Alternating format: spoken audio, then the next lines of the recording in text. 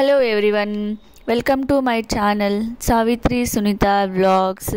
ಎಲ್ಲರೂ ಹೆಂಗದಿರಿ? ಎಲ್ಲರೂ ಆರಾಮದಿರಿ ಅಂತ ಅನ್ಕೋತೀನಿ. ನಾವು ಆರಾಮದೀವಿ. ಆ್ಯಂಡ್ ಎಲ್ಲರಿಗೂ ನಾಗರ ಪಂಚಮಿ ಹಬ್ಬದ ಶುಭಾಶಯಗಳು. ನಾಗರ ಪಂಚಮಿ ಹಬ್ಬ ನಾಡಿಗೆ ದೊಡ್ಡದು ಅಂಥೇಳಿ ಹೇಳ್ತಾರೆ. ಎದಕ್ಕಂಥೇಳಿ ನನಗೂ ಗೊತ್ತಿಲ್ಲ. ಯಾರಿಗಾದ್ರೂ ಗೊತ್ತಿದ್ದರೆ ಪ್ಲೀಸ್ ಕಮೆಂಟ್ ಮಾಡಿ. ಯಾಕೆ ಎಲ್ಲ ಹಬ್ಬಕ್ಕಿಂತ ಈ ಹಬ್ಬಕ್ಕೆ ದೊಡ್ಡ ಹಬ್ಬ ಅಂತ ಹೇಳಿ ಕರೀತಾರೋ ಅಂತ ಹೇಳಿ ಪ್ಲೀಸ್ ಯಾರಿಗಾದ್ರೂ ಗೊತ್ತಿದ್ದರೆ ಕಮೆಂಟ್ ಮಾಡಿ, ನಮಗೂ ಗೊತ್ತಾಗ್ತೈತಿ ಯಾಕಂತ ಹೇಳಿ.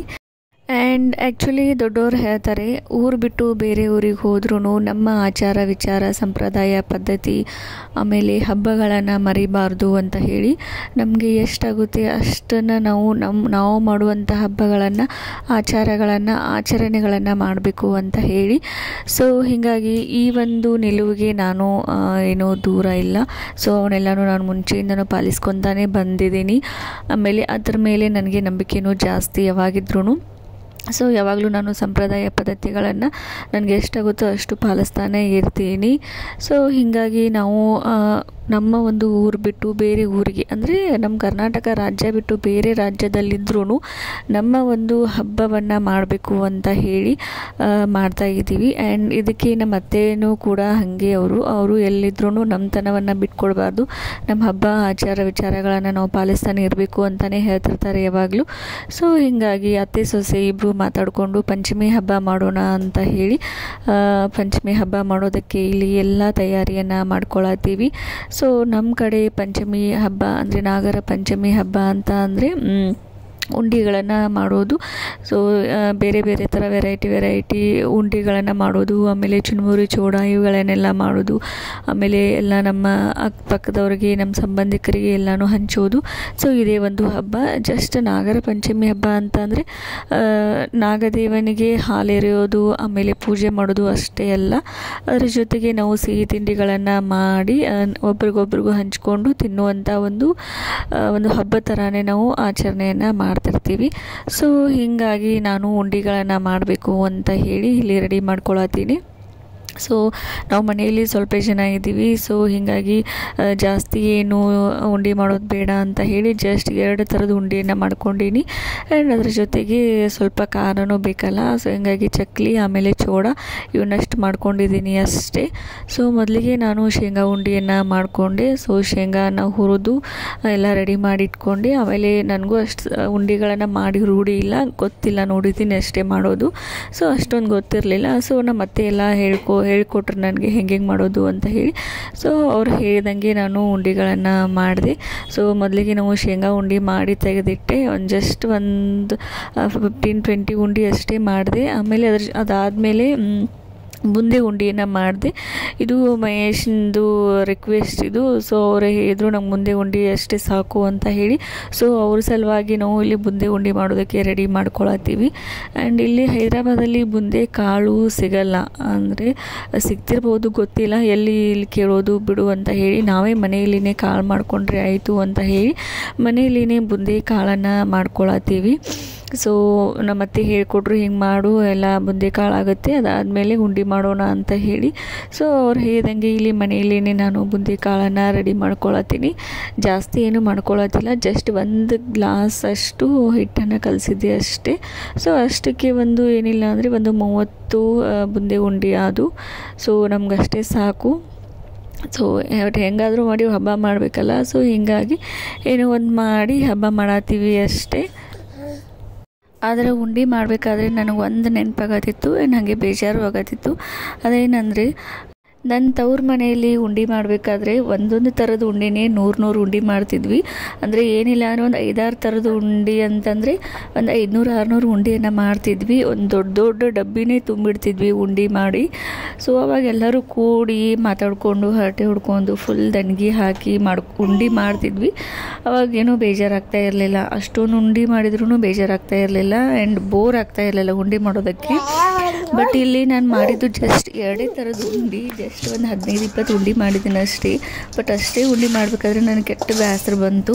ನಾನು ನಮ್ಮ ಅತ್ತೆ ಇಬ್ಬರೇ ಮಾಡಬೇಕಲ್ಲ, ಇಬ್ಬರು ಕೂಡಿ ಮಾಡಿದ್ವಿ. ಆದರೆ ಏನೋ ಒಂಥರ ಬೇಜಾರಾಯ್ತು ಅಷ್ಟೇ. ಅಷ್ಟೊಂದೆಲ್ಲ ಉಂಡೆ ಮಾಡಿದವಳು ಇವಾಗ ಇಷ್ಟೇ ಉಂಡೆ ಮಾಡತ್ತಿಲ್ಲ ಅಂಥೇಳಿ ಅದೊಂದು ಬೇಜಾರಾಗತ್ತಿತ್ತು. ಬಟ್ ಏನು ಮಾಡೋಕ್ಕಾಗಲ್ಲ, ಕಾಲಕ್ಕೆ ತಕ್ಕಂಗೆ ಬದಲಾಗಬೇಕು ಅಷ್ಟೇ.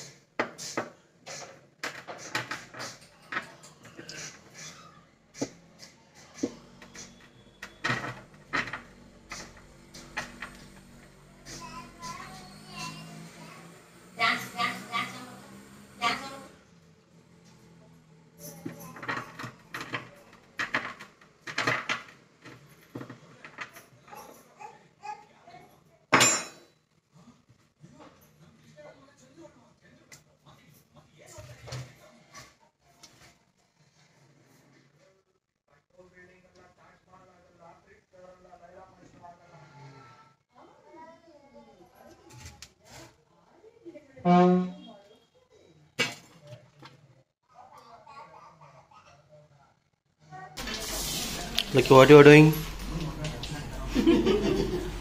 What you are doing? Panchami ಉಂಡಿ ಮಾಡತ್ತೀವಿ. ಪಂಚಮಿ ಉಂಡಿ. ಯಾವ ಉಂಡಿ ಮಾಡತ್ತೀವಿ? ಈ ಶೇಂಗಾ ಉಂಡಿ ಮಾಡಿದ್ರನ್ನ ಈಗ ಬೂಂದಿ ಉಂಡಿ ಮಾಡತ್ತೀವಿ. ಯಾವ್ಯಾವ ಉಂಡಿ ಬೇಕು ಹೇಳ್ರಿ ನಿಮ್ಗೆ. ಇನ್ನು ಯಾವ್ಯಾವ ಉಂಡಿ ಬೇಕು, ಏನೇನು ಬೇಕು? ಪಂಚಮಿ ಪರಾಳ,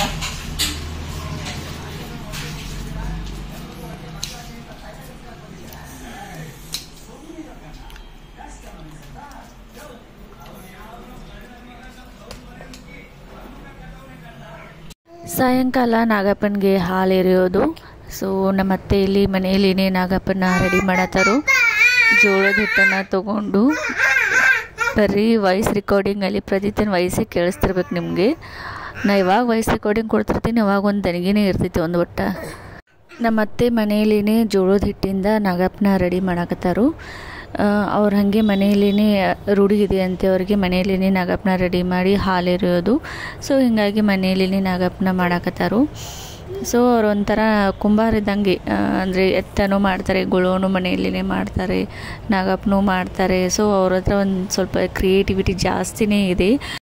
ನೋಡ್ರಿ ಎಷ್ಟು ಚಂದ ಮಾಡಿದರು ನಾಗಪ್ಪನ. ಸೇಮ್ ಇದ್ರ ನಾಗಪ್ಪನ ಗತೆನೇ ಕಾಣಿಸ್ತಾವೆ.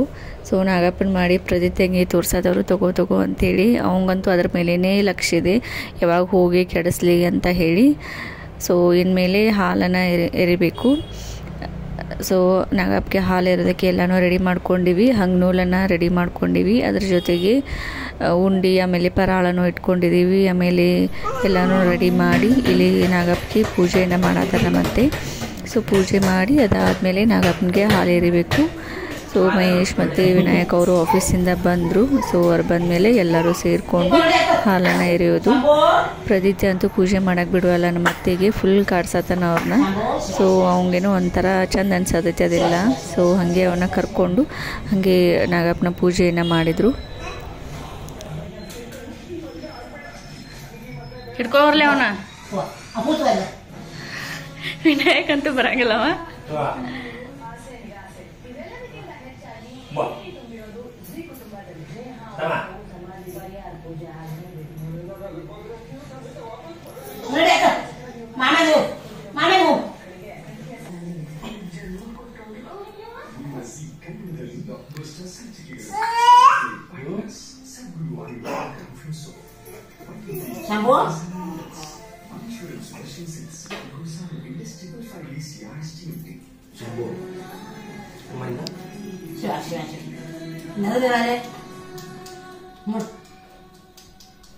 ಏನೇನ್ರಿ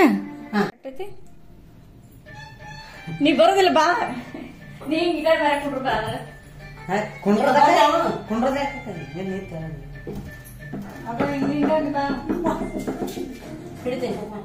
ಅಯ್ಯೋರಿ ಹಣ್ಣೂರ್ರಿ ಶರಣಾಗೆಲ್ಲ ಹಣ್ಣೂರ್ರಿ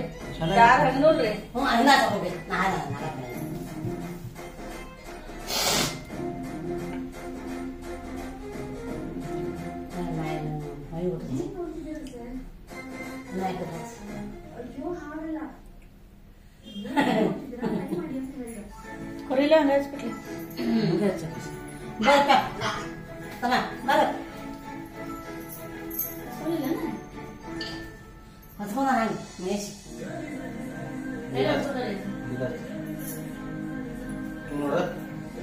ಕೈ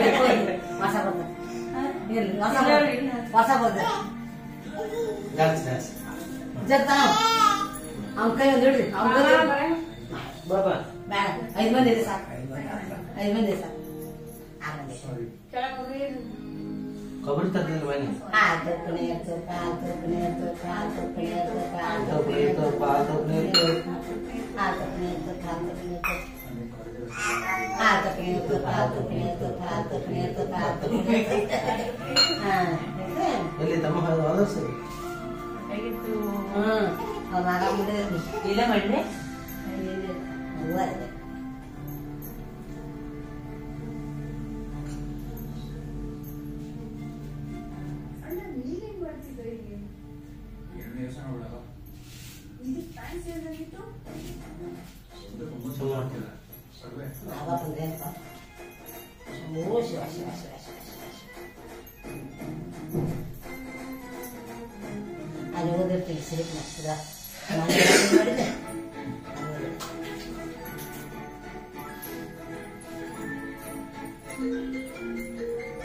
बंद ಮಾಡ್ಲಕ್ಕ ನಾಗಪ್ಪನಿಗೆ ಹಾಲು ಎರೆಯೋದು ಮುಗೀತು. ಅದಾದಮೇಲೆ ಎಲ್ಲರೂ ಸೇರಿಕೊಂಡು ಪರಾಳನ ತಿಂದ್ವಿ.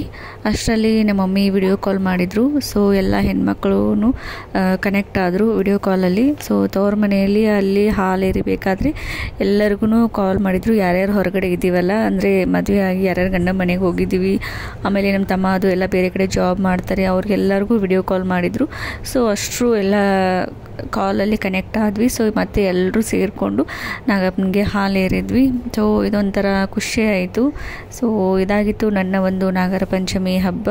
So thank you so much for watching my YouTube channel. Thank you.